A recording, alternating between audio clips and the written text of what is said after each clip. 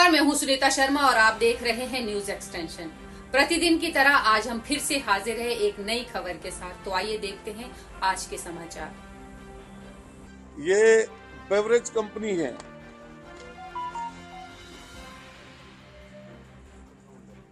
ये यमुना बेवरेज पोंटा साहिब में शराब की फैक्ट्री। शराब, मीट, मछली, बीफ, भैंस कटान, बकरी कटान की परमिशन, ऊंट कटने की परमिशन।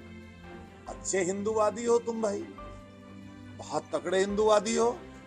मोइन कुरैशी अब तो चला गया बेचारा, लेकिन सबसे बड़ा बीफ एक्सपोर्टर, उसकी कंपनी में डायरेक्टर, उसके साथ इकट्ठे मिलकर बीफ फैक्ट्री चलाएंगे और यहाँ पर आकर लोगों को गुमराह करेंगे, हिंदू और मुसलमान के नाम पर बेवकूफ बनाएंगे जनता को।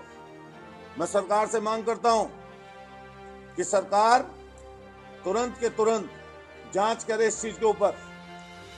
ऐसे लोगों के ऊपर जांच होनी चाहिए सरकार की तरफ से, और जांच ऐसी होनी चाहिए जिसमें दूध का दूध, पानी का पानी हो जाए। ये इसलिए जरूरी है, इसलिए जरूरी नहीं है कि राजनीति में कौन बड़ा होगा कौन छोटा। ये इसलिए जरूरी है कि इंसानियत जिंदा रहे। ये इसलिए जरूरी है कि यहाँ जो हमारी गंगा जमुनी तहजीब है वो कहीं ना कहीं यहाँ पर जिंदा रहे। और हम तो सीधा कहते हैं कि कोई गलत करे, कोई गलत काम करे, किसी तरह का गलत करे, उसके खिलाफ जो आपको कार्रवाई करनी है आप कार्रवाई करिए। हम कभी उससे पीछे नहीं है। अगर कोई हमारा हिंदू भाई या कोई मुस्लिम भाई, अगर कोई किसी तरह की गलत चीज में, हिंदू मुसलमान कोई अगर शामिल है, उसके खिलाफ सरकार जो काम करती है हम उसके खिलाफ कभी नहीं जाएंगे। लेकिन ऐसे बेरूपिया और कम से कम ऐसे लोग जो सिर्फ और सिर्फ झूठ के ऊपर टिके हुए हैं, जिनकी पूरी सियासत कभी बसपा, कभी सपा, कभी भाजपा, कभी लोकदल के लिए अपशब्द बोलना, कभी किसी दल पार्टी के लिए कुछ बोलना, कभी किसी नेता को डेढ़ जिले की पार्टी, किसी पार्टी को बता देना, ये इनकी चीजें हैं। इनकी कम से कम लोगों को पता चले। यही यमुना बेवरेज मैं अभी कुछ दिन बाद और खोलूंगा चीजें। इसको इन्होंने 2017 में किसी एक व्यापारी को, किसी ने व्यापारी बेचने के लिए निकाला अपनी शराब फैक्ट्री को, पोंटा चड्डा जो पोंटा साहिब में थी, बेचने के लिए निकाला तो किसी से मोटी रकम करोड़ों में ले ली और लेने के बाद में उसको एग्रीमेंट कर दिया। जब वो उसको लेने के लिए उसकी रजिस्ट्री या कुछ कंपनी को मालिकाना हक लेना था तो उसके ऊपर फर्जी मुकदमा करा दिया और उसकी रजिस्ट्री किसी और को करा दी और एग्रीमेंट वाले को भगा दिया, मुकदमा लगा दिया। वो भी आएगा मौका, वो भी हमारे संपर्क में है। और मैं आपके चैनल के माध्यम से कहना चाहता हूं कि जो भी इस तरह के लोग हों, जो इनके सताए हुए हों, जिनकी जमीनों पर उल्टा सीधा दबाव डालकर इन्होंने कब्जे कराए, जिनके साथ ये शामिल हों, हम लोग उनके लिए तत्काल बैठे हैं। हमें उसकी सूचना दें, हम जरूर उस मुद्दों को जनता के सामने जरूर रखेंगे। अब आइए इसके आगे की तरफ। 2013 में जब ये 12 में विधायक बने, पहला हमला होता है इनके ऊपर। 2012 में सरकार बनी, शायद 12 के लास्ट में या 13 में, उसमें मुझे कंफ्यूजन है, लेकिन किसी साल में ये अपने ईश्वर करे हम और वो और भी लोग सही सलामत रहे। ईश्वर 100 साल सबको जिलाए और लड़ाई सही सलामत की सही की है। हम भी सही रहें, वो भी सही रहें, जनता के लिए काम करें, वो भी करें, हम पे जो हो सकता हम भी करें, लेकिन झूठ फरेब तो नहीं चलेगा। पहला हमला हुआ इनके ऊपर, आप पता करिएगा उनसे। जब आपको हाई कोर्ट से सुरक्षा मिली तो क्या कहकर इन्होंने सुरक्षा ली? इन्होंने सुरक्षा ली कि मैं गौ रक्षक हूं और मैं गौ रक्षा करते हुए कुछ लोग ऐसे हैं जो मुझसे नफरत करते हैं, मेरी हत्या करना चाहते हैं। हाई कोर्ट में इन्होंने ये एफिडेविट लगाया और इनको हाई कोर्ट से वाइस श्रेणी की सुरक्षा मिल गई। आज तक वो केस लंबित है। मैं इनसे कहना चाहता हूं आपके माध्यम से, आपको बताएं कि जो वो सुरक्षा जिस समय हाई कोर्ट से मिली थी, जो आपके ऊपर गोली चली थी पहले नंबर पर, उसमें आज तक उस केस में क्या हुआ, उसके लिए श्वेत पत्र जारी करके जरूर बताएं इस चीज को कि भाई आप बताओ ये चीज कि जो पहले आपके ऊपर जो वाइस श्रेणी सुरक्षा जिसकी वजह से मिली थी, उस केस में क्या हुआ बता नहीं पाएंगे। और फिर सोचो, जैसे ही 17 की सरकार बनी, जो बीच में धमकी आई, कैसे आई, जांच कर ले सरकार, दूध का दूध पानी का पानी कर दे। लेकिन आप तो सब मेरठ के रहने वाले हैं। कैंट जगह कैसी है? कैंट है अति सुरक्षित क्षेत्र, जो मिलिट्री का एरिया है, उसी जगह पर इनकी कोठी है। सोचो, प्रचंड बहुमत की भारतीय जनता पार्टी की सरकार, प्रचंड बहुमत की, उसमें ये सत्ताधारी, उसी सत्ताधारी पार्टी के विधायक, और विधायक कैसे, मैं इसलिए कह रहा हूं, आपको लोगों को पता चलनी चाहिए बात। और मैं आपसे कह रहा हूं कि जो आप ये सच्चाई जरूर दिखाइए और बताइए।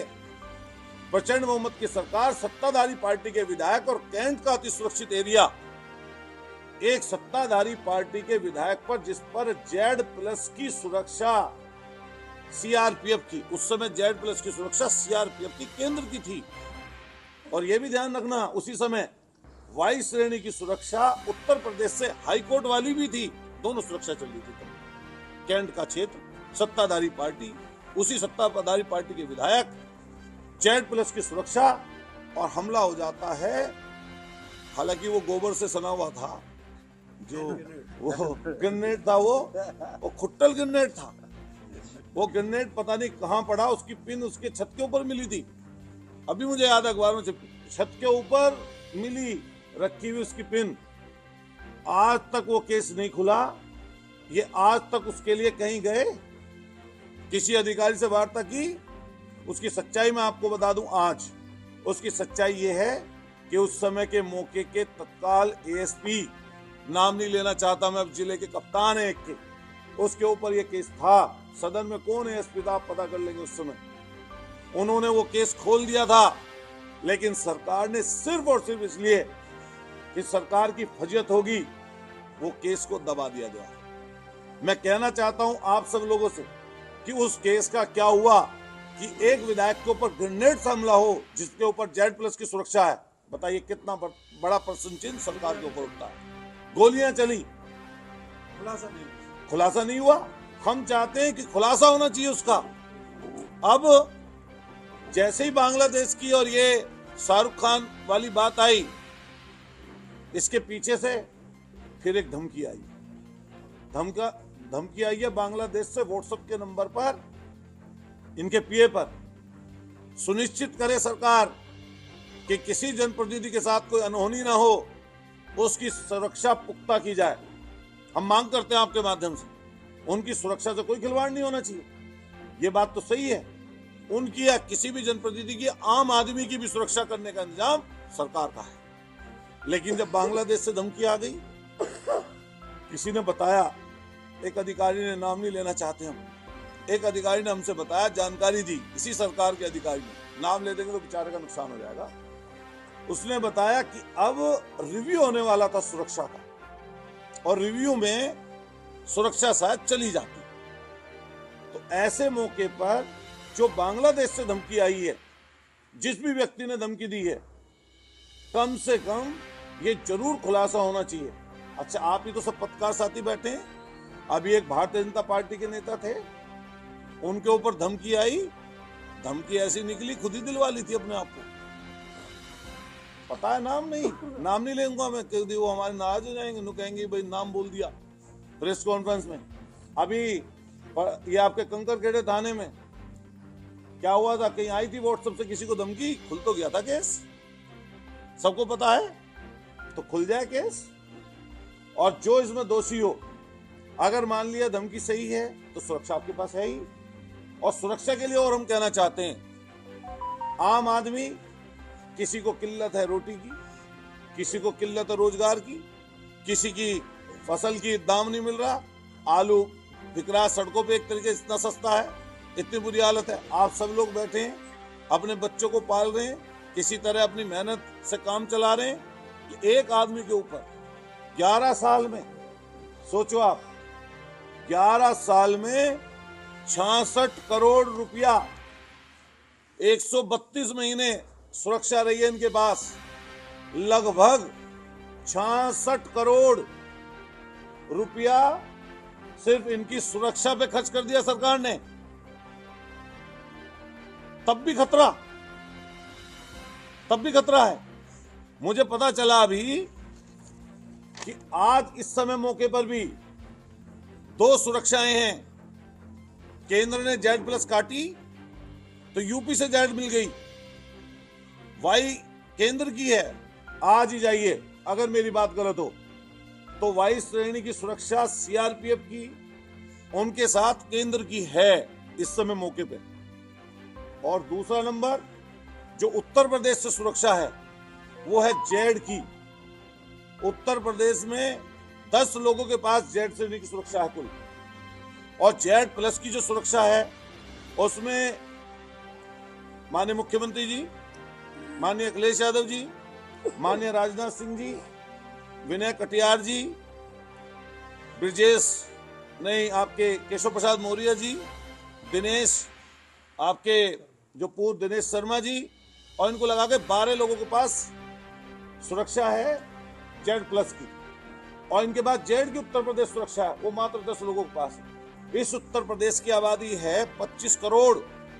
रोजाना लोग जिनकी लोगों की हत्याएं हो जाती हैं वो एक गनर के लिए मारे घूमते रहते हैं कि हमारी हत्या हो जाएगी, और बदमाश चेतावनी देकर, धमकी देकर उनकी हत्याएं कर देते हैं। उनको एक गनर नहीं मिल पाता। उसकी सुरक्षा की जिम्मेदारी सरकार की है। लेकिन ये वहां से पता है कितने कांस्टेबल और दरोगा हैं?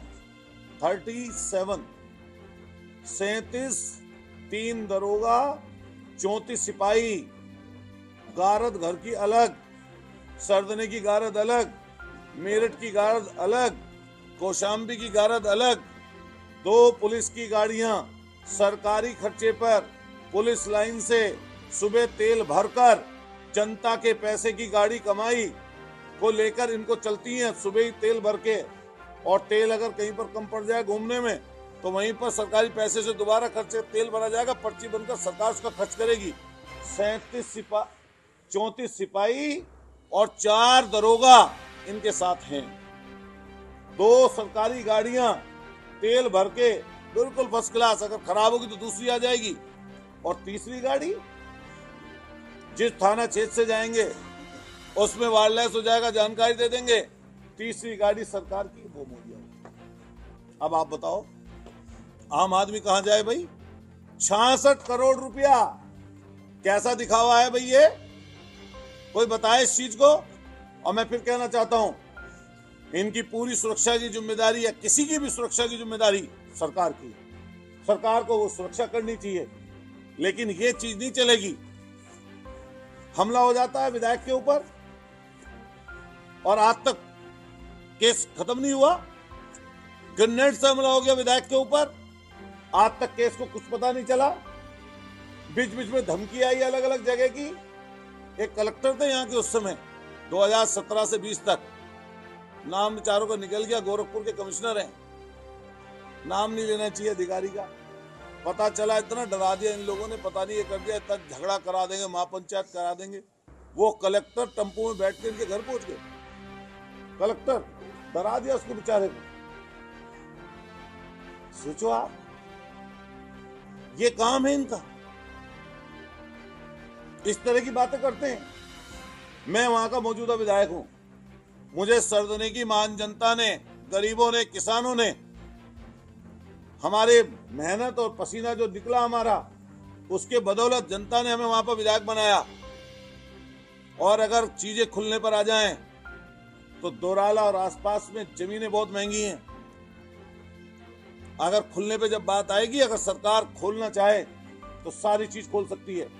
और मैं आपके चैनल के माध्यम से बहुत जिम्मेदारी के साथ कहना चाहता हूं, अतुल प्रधान भी उस क्षेत्र से विधायक है। महान जनता ने अतुल प्रधान को विधायक बनाया। मेरी भी जांच करवाइए। अगर मेरे पास कोई अवैध संपत्ति, अवैध तरीके का कोई काम है तो तत्काल सरकार उसको सीज कर दे। अगर आय से ज्यादा मेरे पास कोई ऐसी चीज है जिसमें ये लगे कि अतुल प्रधान किसी जमीन के काम में, किसी खनन के काम में, किसी फैक्ट्री के काम में, किसी तरह के गलत काम में इन्वॉल्व है, तो सरकार मेरे ऊपर भी कार्रवाई करे। लेकिन अगर एक जिम्मेदार पद पर होने के नाते जो लगभग 4 करोड़ महान जनता सरदना की ने अतुल प्रधान को विधायक बनाया है, तो मैं जनता को सच्चाई बताकर रहूंगा, सच्चाई से जनता का सामना कराऊंगा। और आप चैनलों के माध्यम से आज मैं आपसे सब चीजें मैंने आपके सामने रखी हैं। अभी 5, 7, 10 दिन बाद कुछ और चीजें मुझे अगर मिलेंगी तो मैं उनको भी आपके सामने लाकर जरूर पेश करूंगा। बस इतना ही कहूंगा, आपसे हाथ जोड़कर मेरी विनती है, सभी जो पत्रकार साथी हैं, सभी जो चैनल हैं, कि ऐसे व्यक्ति से जब आप वार्ता करो तो ये जरूर बात करो कि आप जब मंचों पर चढ़कर बड़ी बड़ी बात बोलते हैं तो तुम्हारे जो काले कारनामे, जो काले सच्चाइयां हैं, उनका भी कम से कम पर्दा खुलेगा, जरूर पर्दाफाश होगा। और आप भी सवाल करिए मुझसे, जो मैंने चीज बताई है, अब मैं आपको पूरी कॉपी उपलब्ध करा दूंगा। मैं आपको पूरी नहीं, बेटे के नाम की नहीं बोलेंगे, बेटे के नाम की कंपनी है, उसके बच्चे हैं, वो मान लियो कंपनी को चला। संजीव सोम की तमाम कंपनियों का जिक्र आपने किया है, इन कंपनियों को लेकर क्या जांच होनी चाहिए? पहला सवाल। दूसरा सवाल, शाहरुख खान को लेकर के आप क्या सोचते हैं? तीसरा सवाल, बीसीसीआई के निर्देश, पहले एक सवाल का जवाब ले लो। बीसीसीआई के निर्देश पर केकेआर से रहमान को बाहर निकाला गया, इसको लेकर आप क्या कहेंगे? मैं पहले नंबर की बात का जवाब दे दूं। पहला सवाल आपका यही तो था, कंपनियों को लेकर। मैं कहता हूं कि जब ईडी। इस बुलेटिन में फिलहाल इतना ही। कल फिर मिलेंगे कुछ नई, कुछ ताजा खबरों के साथ। तब तक के लिए नमस्कार।